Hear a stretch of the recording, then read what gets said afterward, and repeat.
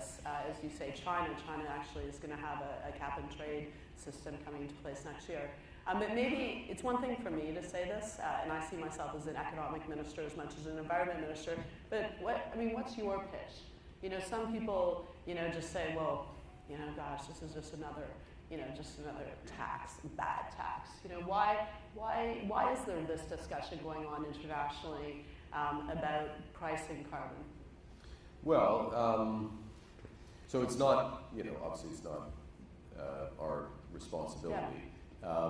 It goes to a question of how the commitments governments have made and the societies behind those governments have made to address this issue, and what are the most effective instruments to do so.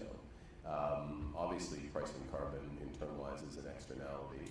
That's the logic. There's a question how you develop that price. You could do it through a market mechanism, a cap and trade, or you could do it through just by fiat, if you will, and provide that price and the adjustment.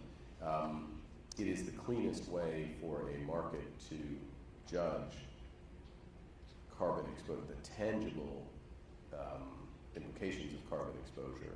It's also the cleanest way to think about the path of regulation and what's required to ultimately stabilize carbon emissions. And this is it's an obvious point, but I'll make it, which is actually making obvious points is a central banker's specialty, but but made in a very serious way. Obvious point, but you have to whatever degrees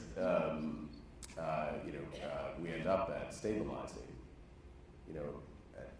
Emissions have to be capped, right? They have to stabilize at some point, whether it's at 2, 2.5, 3, 4 degrees. And so the pricing of carbon has to, the effective price, whether it's done through absolute regulation or it's through a cap and trade system or a fiat price, has to accrete to a level that results in that. Again, from a market perspective,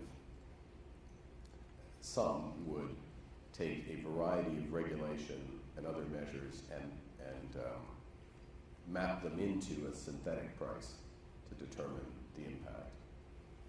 It's easier if there is just a price, obviously. Now, I'm not making the judgment because there are between regulation, between quotas, and prices, technology funds. You need a variety. You know far better than I. You need a variety of mechanisms to address this risk.